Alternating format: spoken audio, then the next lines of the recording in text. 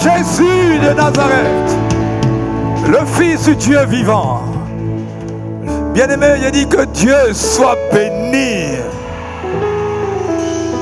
Ça a été une semaine pleine. J'étais à la maison et je regardais.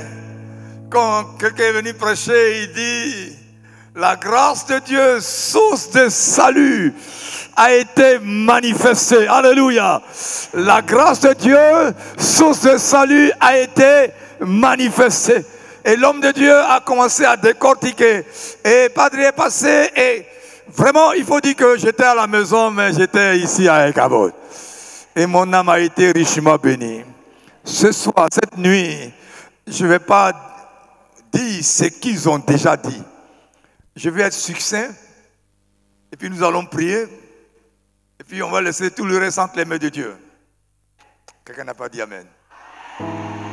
Non, bien-aimé, ton Amen n'est pas convaincant. Alléluia.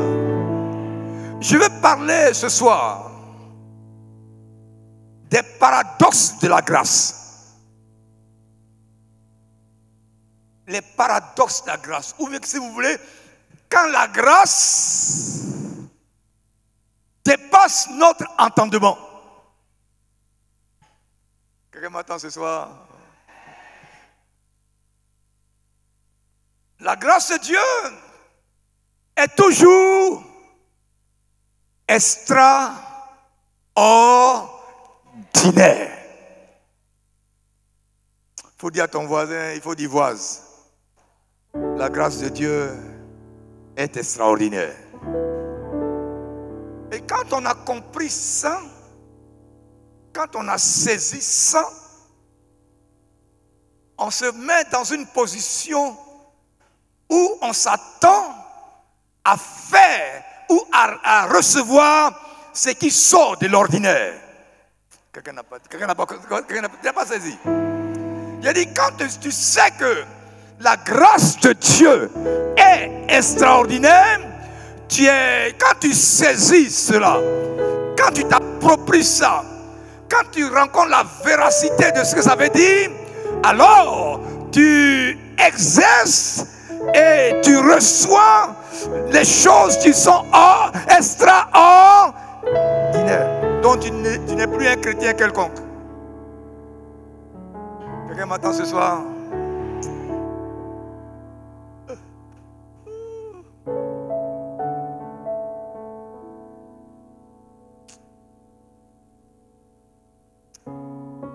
La grâce de Dieu, elle est extraordinaire. Mais elle est parfois paradoxale. Quand Dieu, elle est paradoxale, quand Dieu semble dépasser ce qu'il a lui-même fixé ou ordonné. C'est-à-dire, Dieu fixe certaines limites où il ordonne certaines choses. Et puis, sa grâce l'amène à faire au-delà de la limite qui s'est tracée et au-delà de ce qu'il a fixé comme ordre. Il a donné comme ordre. Vous comprenez? Ça est dans la Bible. On va aller doucement, doucement. Quand nous lisons dans 2 Rois chapitre 5, Seigneur. Alors ce soir, je sens que le Seigneur est en train de préparer quelque chose d'extraordinaire pour une personne. Je le sens dans mon âme, je le sens dans mon cœur. Et je crois que ce soir, Dieu va nous faire du bien. Bien aimé, moi je ne suis pas un prédicateur de foule. Hein. Je suis un prédicateur de là où 2 ou 3 sont assemblés à mon nom. Si vous êtes 3, 2, je vais prêcher avec la même fougue, avec la même détermination, comme si vous étiez 1000. Vous avez compris? D'accord, donc on va aller doucement. On est très nombreux ce soir. Vous dépassez notre église là-bas à Nouak. Vous êtes peut-être 20, 40 fois plus beaucoup que nous. Seigneur, il parle de ce soir, sinon on sait que vous êtes déjà grand. Alléluia. Que Dieu soit béni. Bien-aimés, Ce soir, je vais vous montrer 4 exemples bibliques qui illustrent le constat que j'ai fait.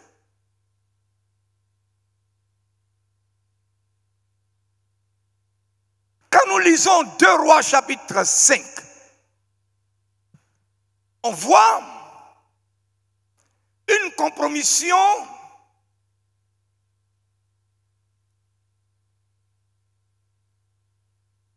qui ne paraît plus admissible. Vous avez vos Bibles, non? Vous avez vos Bibles? Je n'ai pas dit vous avez téléphone, hein? Est-ce que vous avez vos Bibles? Donc, si vous avez vos Bibles, 2 Rois 5, ça parle de qui? Hein? Qui ça, maman? Ah, d'accord, vous avez vos Bibles vraiment. 2 Rois 5, il est question de la guérison de Naaman. Et après donc que le général se soit converti au culte de l'Éternel, Élisée va lui concéder une tolérance curieuse. Une concession qui prend en compte sa jeune foi et qui nous enseigne sur la radicalité de nos exigences que Naaman ne peut pas encore supporter. Quelqu'un m'attend? On dirait que je parle gros français comme papa aujourd'hui, hein, ça. Mais je vais être terre à terre. C'est-à-dire, quand Naaman a reconnu le culte à l'Éternel et qu'il a fait ce que Élisée lui demande, il y a certaines choses qu'on ne pouvait pas accepter que Élisée lui a concédé. Parce que sa jeune foi ne peut pas encore supporter certaines rigidités. La grâce voudrait que celui qui vient se donner au Seigneur, vous m'entendez ce soir, qu'on ne soit pas aussi. Vous comprenez ce qu'il dit, non? C'est-à-dire, la personne est venue à l'église et puis elle a 5 copines. Ou bien 5 copains. Non, mais j'ai dit une personne, hein. Ça s'appelle garçon, comme ça s'appelle femme. On est d'accord? Et la personne est venue aujourd'hui. C'est-à-dire une semaine, la personne est venue au Seigneur. Et puis, quelqu'un raconte la personne au dehors, en train de fumer. Qu'est-ce que tu vas dire? Hein? Tu as dit quoi? Ou bien tu le vois, c'est lundi, il est venu ici, il a donné sa vie à Jésus. Le jeudi, tu le vois au dehors, il est avec une copine, sa mère sur sa hanche. Tu fais quoi? Tu fais quoi? Et Assemblée de Dieu, c'est à vous que je parle. Vous allez faire quoi? Hein, maman? Si c'était avant. Avant.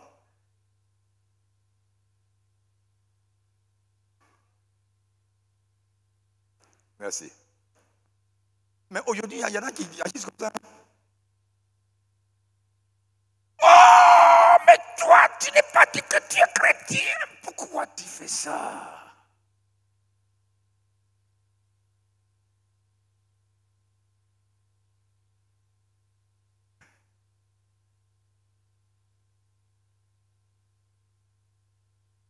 Je vais ouvrir une petite lucarne.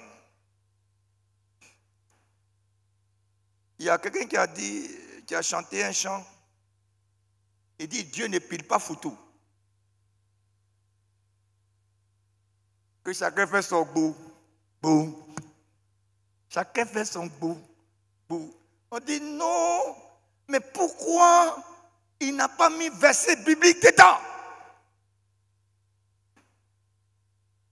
Et ça devient un débat sur la toile. Et on accuse ceux qui parlent comme ça, qui sont des pharisiens. et les autres sont les bons chrétiens. La grâce de Dieu là ne raisonne pas comme nous raisonnons. Ah, est-ce que quelqu'un m'attend ce soir? La grâce de Dieu, elle est patiente. La grâce a pour base l'amour.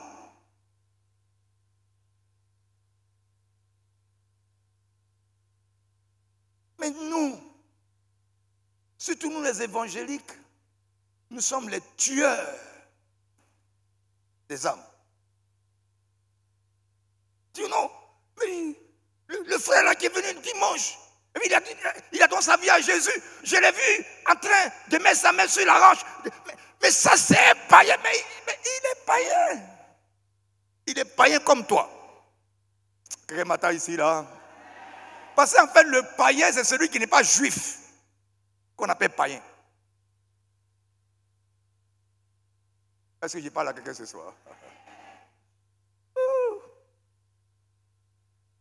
Nous tous là, on est des païens. Il faut dire à ton voisin, tu es un païen.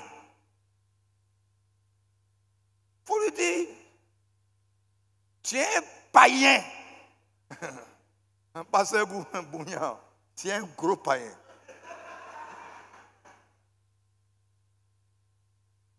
Mais je suis un gros païen, mais qui s'est converti à Christ. Que la grâce a touché et m'a fait changer de statut. Je prie ce soir que la grâce te fasse changer de statut. Et que la grâce t'améliore au fur et à mesure que tu vas avancer avec le Seigneur. Que ta grâce te fasse découvrir des choses extraordinaires. Et fasse de toi une femme extraordinaire, un homme extraordinaire. Quelqu'un n'a pas dit amen ce soir? La grâce de Dieu, quelquefois ça dépasse notre entendement. Quelqu'un m'attend? La grâce de Dieu. Je disais à quelqu'un, ce matin même, si l'homme était à la porte du ciel et qu'il gardait la porte de Dieu, non seulement lui-même il ne va pas rentrer, mais personne n'y va entrer. Vous n'êtes pas convaincu de ça? C'est-à-dire lui-même là, il ne rentre pas. Et puis personne n'entre. Parce que quand tu vas venir, il dit oui, quand tu es à Djoufou en 1930, tu m'avais insulté. Ah si c'est les femmes, ça c'est gâté. Quand on était en Dautré, ça c'est dans les années très reculées. Depuis que mon enfant, premier enfant est né, le même pain que tu m'as acheté, c'est le même pain que je porte encore aujourd'hui. La femme a 30 ans. À cause des pains, vous allez rater le ciel. Femme, regardez-moi, j'ai dit à cause des pains, un jour vous allez rater au ciel. Vous allez rater même. Pain. La grâce de Dieu nous amène à comprendre certaines choses que l'homme naturel ne peut pas comprendre. La grâce de Dieu nous amène quelquefois à comprendre que ça là, s'il y en avait, il allait faire. Mais la grâce nous donne beaucoup de compassion. Mais aujourd'hui, on a comme la compassion a totalement disparu du milieu du peuple de Dieu. Et Dieu va faire de telle sorte que ce que nous interdisons, lui, il puisse approuver ça. Vous m'attendez ce soir? Je ne vais pas être long, parce que je vais prier. Vous avez déjà reçu beaucoup de choses sur la grâce. Quand vous lisez dans 1 Samuel chapitre 21, verset 3 à 6. 1 Samuel 21, Verset 3 à 6. Maintenant, qu'as-tu sous la main? Donne-moi 5 pains ou ce qui se trouve. Le sacrificateur répondit à David, je n'ai pas de pain ordinaire sous la main, mais il y a du pain consacré. Si du moins tes gens se sont abstenus des femmes.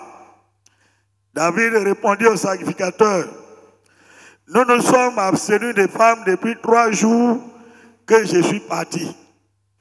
Et tous mes gens sont purs. D'ailleurs,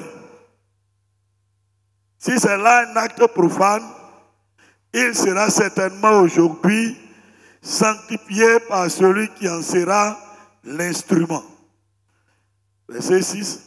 Le sacrificateur lui donna du pain consacré, car il n'y avait là d'autre pain que du pain de proposition qu'on avait ôté de devant l'Éternel pour le remplacer par du pain chaud au moment où l'on l'avait pris. Merci. Amen. Vous avez bien entendu? David arrive quelque part avec ses hommes. Ils rentrent dans la maison de Dieu. Ils ont faim. Ils voient du pain. Ce n'est pas pain ordinaire, c'est pain qui est consacré. Voilà. Donc il faut aussi être consacré pour manger ça. Et puis il veut manger. Le monsieur dit, mais est-ce que vous là, vous n'avez pas touché à femme? Quelqu'un m'attend? Quelqu'un m'attend? Est-ce que vous là, vous n'avez pas touché à femme? Ça fait 3 jours mais nous n'avons même pas touché à femme. Et j'étais en train de méditer ce matin et puis j'ai riais seulement. J'ai dit, le sacrificateur il est assemblé de Dieu.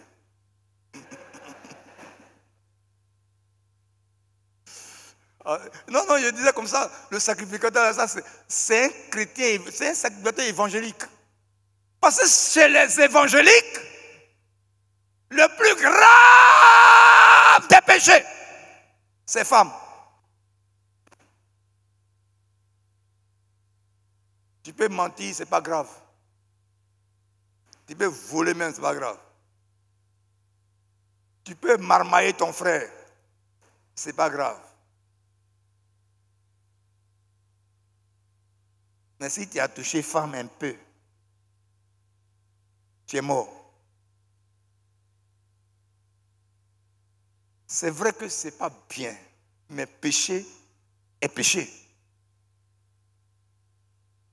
Quelqu'un m'attend ce soir? Tu es menteur, tu es voleur, tu es marmailleur. Tu n'iras pas au ciel comme celui qui joue avec les femmes.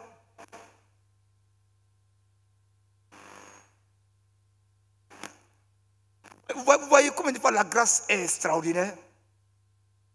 Vous comprenez? Parce que je disais à un ami pasteur, je dis, mais ce n'est pas le rapport physique seulement qui est allé avec femme. Mais avec un homme. Vous voyez, quand je vous explique ça, pour que vous voyez la portée de ce qu'on appelle la grâce. Jésus dit que celui qui regarde une femme et qu'il a désir dans son cœur,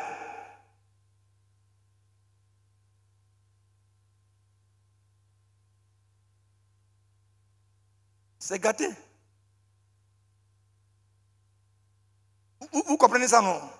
Donc ce n'est pas le physique là seulement. Le physique là, c'est la conclusion de ce qui a déjà amassé dans ton esprit. Vous voyez? Vous comprenez? Donc quand on voit tout ça là, et puis le Seigneur nous utilise les uns et les autres à une certaine hauteur, vous voyez que Dieu ne tient pas compte de ce que nous sommes, mais il fait parler sa grâce. Oh. Bien aimé, quand tu réalises ça, tu deviens humble. Quelle que soit la manière dont Dieu t'utilise. Pour savoir que c'est pas parce que tu es plus saint que les autres que Dieu t'utilise, ou parce que tu es plus spirituel que les autres, ou parce que tu pries plus que les autres, que Dieu t'utilise, mais il te fait grâce. Il manifeste sa grâce. Est-ce que quelqu'un m'attend? Voilà pourquoi, quelle que soit la manière dont Dieu nous utilise, quels que soient les prodiges, que nous prions, que le feu descende, que nous prions que les morts ressuscitent. Bien-aimés, écoutez-moi ce soir. Ce n'est pas un mérite. C'est pas parce que tu parles la langue plus que les autres. C'est pas parce que tu es plus saint que non. Mais c'est la grâce de Dieu qui, d'une manière extraordinaire, qui est venu te visiter et te mettre à cette position. Alors tu dois rendre toute la gloire à Dieu. Est-ce que maintenant ce soir? Parce que quand la grâce ne t'a pas encore touché, tu te vois au-dessus de tout le monde. Tu te crois supérieur à tout le monde. Tu méprises tout le monde. Quand les autres sont en train de prêcher, ils disent, oh, il aurait dû dire ça. Il a dit, fais comme ça. Il a dit, fais comme ça. Il a dit, fais comme ça. Il a dit, non, ce n'est pas l'exégèse ça. Il a dit, fais comme si. Attends avec tes exégèses d'abord. Nous, on va dire ce que Dieu nous a mis à cœur. Dans notre intimité avec lui. Oh, quelqu'un m'attend ce soir. Bien-aimé, c'est tellement important. C'est Dieu qui fait grâce à qui il veut et quand il veut.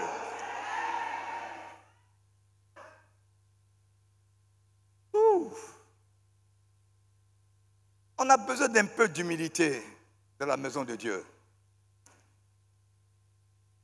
Un peu d'humilité. La grâce nous rend humbles. La grâce de Dieu nous amène à voir les autres comme étant au-dessus de nous. La grâce de Dieu nous pousse, c'est pour ça que moi j'aime votre pasteur, la grâce nous pousse à servir les autres. Oh, c'est-à-dire la grâce t'amène à faire des choses qui sont anormalement justes. Tu es docteur. Nous, on peut parler à docteur qui est dans le monde là-bas. Mais nous, on parle là pour nous là. Quand ils vont dire non, pas de ça, c'est pas bon. Puis il accepte. Parce que c'est par grâce qu'il est là. Oh. Bien-aimés, comprenez-moi ce soir. Si vous ne réalisez pas ça, vous êtes à côté de la plaque. Tu chantes, c'est la grâce de Dieu. Parce que nous, les chrétiens, là, nous, on chante là. Qui chante mieux que Gagui Seri ici? Moi, je vous écoute souvent là. Vous ne chantez pas mieux que Gagui Seri? Vous ne chantez pas mieux que Chantal Taïba ou bien Aïcha Kone? Rien. Quand Aïcha Kone m'a entendu chanter, ce que vous faites à vous dégamer. Mais je veux dire que c'est la grâce de Dieu sur vos vies qui vous donne une onction particulière. Et malgré la mauvaise voix que vous avez, quand vous ouvrez la bouche, les cieux s'ouvrent et les malades sont guéris justement. C'est la grâce. On dit là, il peut faire quoi? Mais la grâce dit, lui là, il peut faire quelque chose. Les gens disent, lui, il ne peut rien faire, il ne vaut rien, il a niveau CP2. La grâce dit que lui, là, je peux le faire prêcher comme un docteur, je vais le faire prêcher comme un évangéliste, je vais le faire prêcher parce que je... Ah, quelqu'un n'a pas dit amen ce soir. Et je prie ce soir que la grâce de Dieu te fasse faire les choses qu'on dit que tu ne peux pas faire. Que la grâce t'amène à réaliser ta position en Christ et à savoir que Dieu est avec toi. C'est ça la grâce. La grâce confond le monde. La grâce confond les intellectuels. La grâce confond les présidents. La grâce confond, c'est-à-dire les gens qui pensent qu'ils sont tellement forts. La grâce te confond. Alléluia. Quand Bishop vient et puis il dit, au nom de Jésus, les démons sont partis là-bas. Et puis un bonhomme vient, il a master, 4 masters, 5 doctorats. Il dit, au nom de Jésus, démon dit, toi on ne te connaît pas.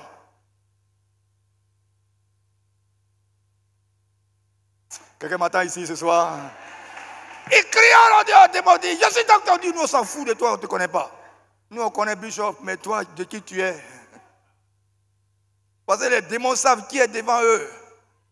Parce que quand la grâce d'une manière particulière envahit ta vie, quand la grâce d'une manière glorieuse envahit ta vie, quand la grâce d'une manière extraordinaire envahit ta vie, c'est-à-dire ce que tu ne pouvais pas faire, ce que les gens ne pensent même pas que toi tu peux faire, ce que les gens ne croient pas que toi tu es capable de faire, la grâce un matin vient dans ta vie et la grâce t'amène à aller au-delà de tes limites, la grâce t'amène à aller au-delà de tes limites et la grâce te fait faire des choses extraordinaires. Quelqu'un me dit amen ce soir. Et ma prière depuis une semaine, c'est que la grâce de Dieu nous amène à voir au-delà de nos faiblesses. Il dit, il ne faut pas que l'ennemi va t'amener à croire que parce que hier tu es tombé, aujourd'hui tu ne dois pas t'élever. La grâce te fera lever ce soir.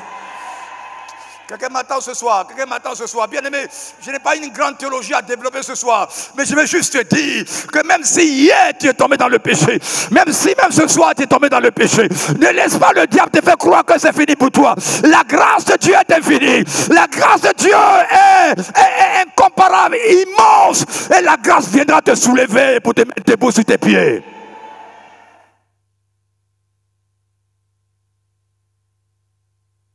Il y a des gens qui ne peuvent plus prier. Quand il veut ouvrir la bouche, le diable dit, ah mais tu as oublié. Oh, je vais vous raconter une histoire. Il y avait un prince.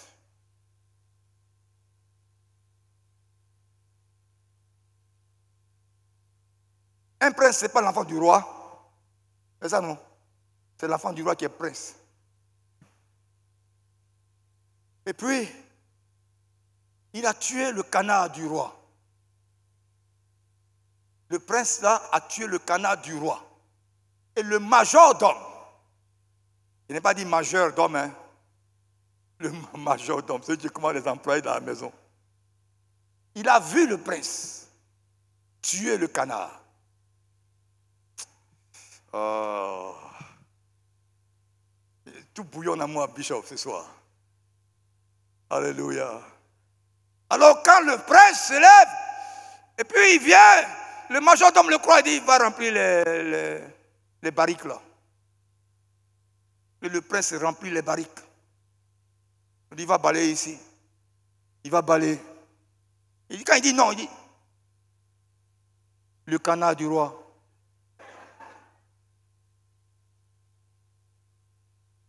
Quand le prince dit, va remplir les citernes là, va laver les assiettes. Ce n'est pas ailleurs, hein, dans la maison de son père. Et puis il a commencé à maigrir. Devenu skinny comme ça. Il était gros comme Bishop avant. Mais regardez un homme qui est gros comme Bishop qui devient skinny comme moi. C'est là qu'il y a problème. Peut-être qu'on va voir madame pour voir ce qu'il fait à notre frère. Il y a problème. Donc le vieux, le roi, il a vu son fils en bas là-bas. Puis il a dit, viens. Tu as quel problème? Et puis tu maigris comme ça. Tout ce qui est ici t'appartient. Pourquoi tu maigris? Dis non. J'ai tué le canard. Ah! Il dit, c'est à cause du canard que tu maigris. Il dit, ouais, mais le majordome, quand j'ai fait un pas, il dit, le canard du roi. Quand je vais le dire au roi. Quand j'ai fait deux pas, il dit, je vais le dire au roi. La peur, il dit, mais mon fils, tout ce qui est ici et qui m'appartient, t'appartient. C'est ton canard que tu as tué. Quelqu'un m'attend ce soir? Bien-aimé, tu ne peux pas être esclave dans la grâce de Dieu ici. Quelqu'un m'attend ce soir? Tu ne peux pas être esclave étant plongé dans la grâce de Dieu. L'ennemi ne peut pas te tenir esclave parce que hier tu as péché, parce que hier tu as fait ceci et tu as fait cette désolé. Tu es encore dans la grâce. Jésus n'est pas encore venu. Ton Père est capable de te réhabiliter ce soir. Que la grâce de Dieu te réhabilite. Quelqu'un m'attend ce soir? Et puis, il s'est lavé bien. Il a mis sa cravate, sa chaussure et sa veste. Et son pantalon, il n'a pas oublié. Et puis, il sort, la tête bien haute, les épaules bien carrées. Et le majordome l'arrête. Il dit, va remplir les citernes là. Il dit, je ne veux pas. Il dit, ah bon? Le canard du roi. Il dit, le roi est déjà au courant. Oh, quelqu'un m'attend ce soir. Il dit, le roi est déjà au courant. C'est pas la peine. Moi-même, Jésus allait dire au roi déjà. Bien-aimé, tout ce qui importe, même si tu as tué le canard du roi, même si tu as mangé les pains de proposition, le roi est certainement au courant. Parce que tu vas le lui dire ce soir que le roi, j'ai mangé les pains de proposition, j'ai tué ton canard, mais ce qui appartient au roi est à toi. Si les pains de proposition sont pour le roi, c'est pour toi, tu es sacrificateur. Si les pains de proposition sont pour les sacrificateurs, Dieu a fait de nous des sacrificateurs.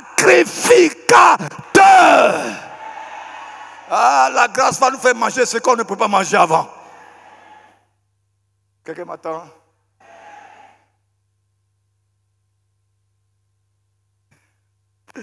Oh, la grâce de Dieu. Sous et salut. On dit la grâce.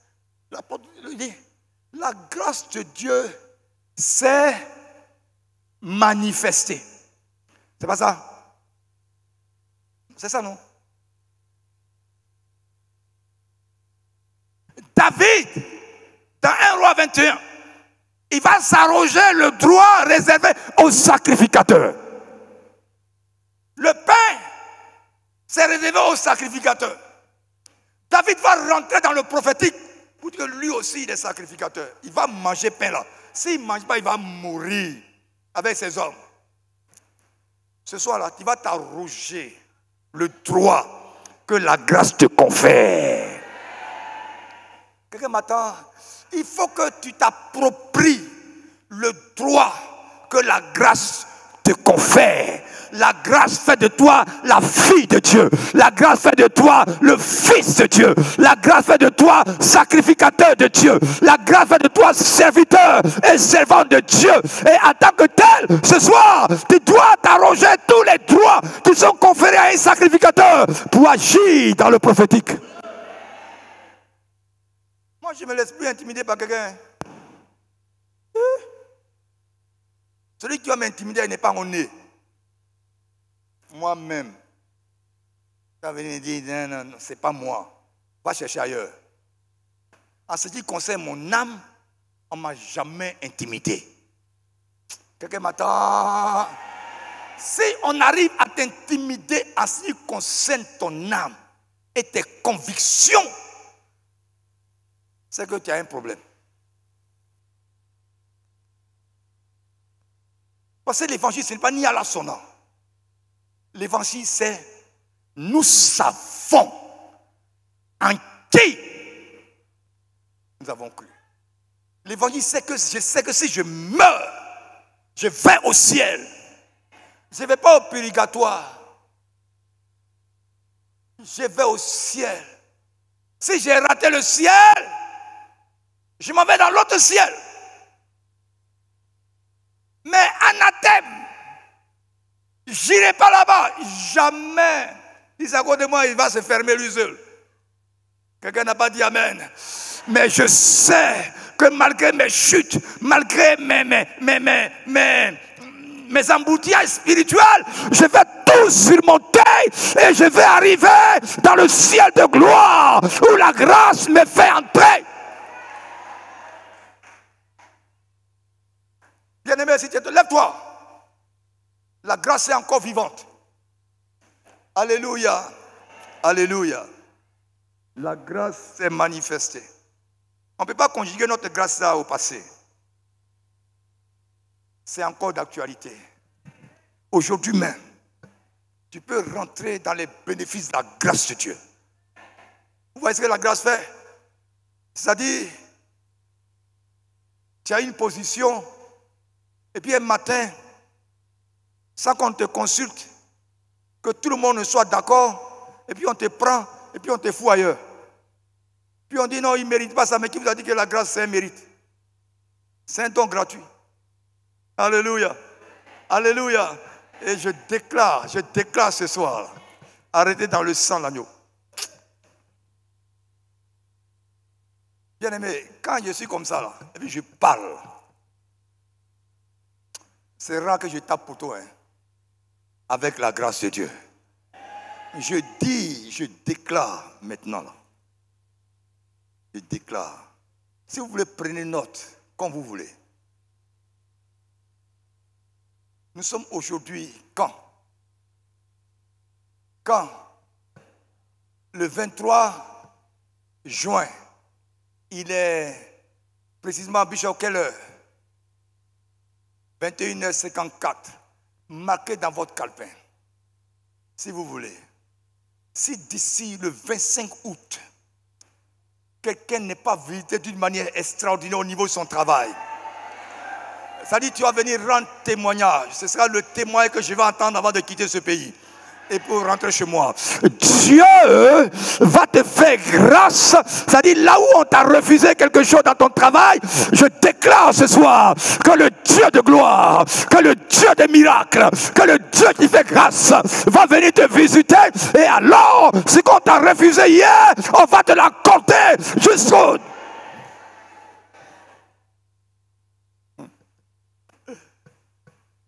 Alléluia. La grâce nous amène à parler d'une manière extraordinaire.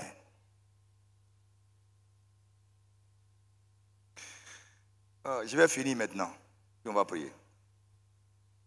Je vais dire à quelqu'un ce soir, à une soeur, à un frère, quelqu'un que les gens ont disqualifié. C'est-à-dire même dans ta famille, on t'a déjà disqualifié. Toi, tu n'es pas compté parmi les gens. On t'a disqualifié, que ce soit au travail, soit à l'école. C'est-à-dire personne ne croit en toi. Laisse-moi te dire une chose. Ce soir, à partir de ce soir, ceux qui t'ont disqualifié là, ils vont te qualifier. Bon, je parle simplement pour qu'on comprenne. Je veux dire, quand la grâce vient sur toi, quand la grâce de Dieu est répandue sur toi, quand Dieu a décidé de te faire grâce, toutes les disqualifications sont ôtées et des choses véritables deviennent nouvelles. Alors ceux qui avaient parlé négativement contre toi, ceux qui avaient dit des paroles négatives contre toi, leur bouche, leur même bouche sera la trompette de Dieu pour annoncer des bénédictions sur ta vie.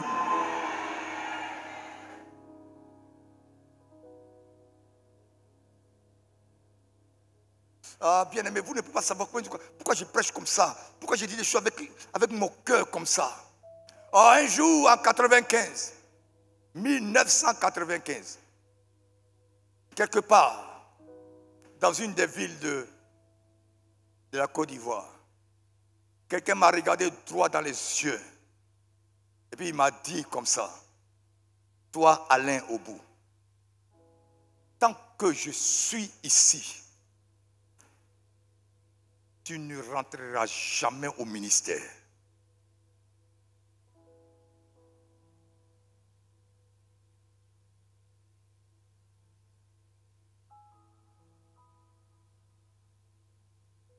Tant que je suis là,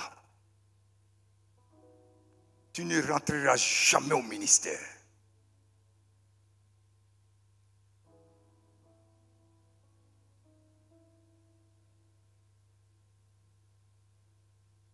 Si on a dit à un jeune frère, maintenant il va quitter l'église pour aller loin. Si le padre a dit à quelqu'un ici, oh, il y a longtemps il est devenu chrétien céleste.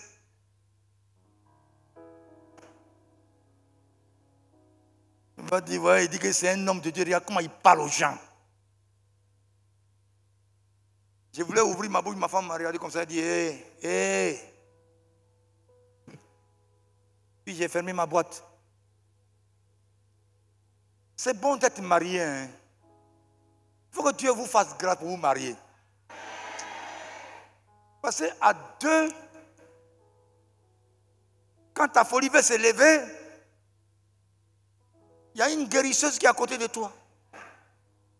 Puis elle dit, hey, folie, calme-toi.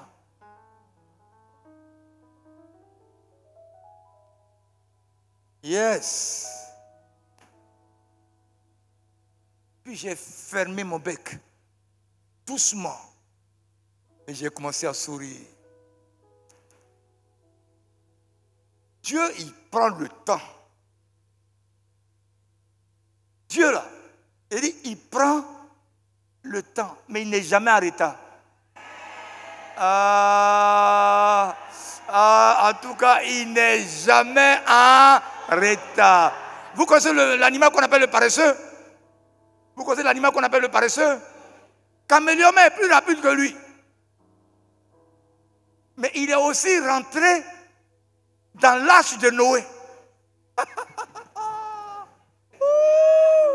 Quelqu'un m'attend ce soir? Ça dit que lui,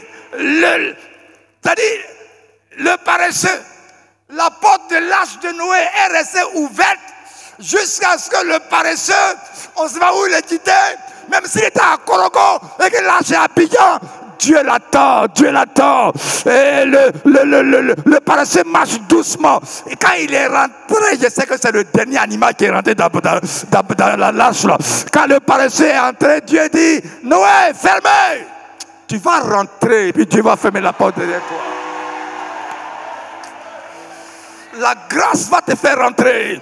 Même si tu ne vois rien venir, même si tout est lent, même si tout est timide, même si tu ne vois rien venir, même si les gens se moquent de toi et que tu penses que tu as échoué, bien aimé, tu vas rentrer dans l'arche comme le paresseux et après Dieu fermera la porte. Est-ce que je parle à quelqu'un ce soir? La grâce nous fait comprendre des choses qu'on ne peut pas comprendre. La grâce fait des choses qu'on ne peut pas faire. Bien-aimé, quand on a trouvé grâce aux yeux de Dieu, tout devient possible. Vous avez été édifié? Partagez ce message et transformez une vie. Pour plus d'enseignements, abonnez-vous à nos pages. Que Dieu vous bénisse.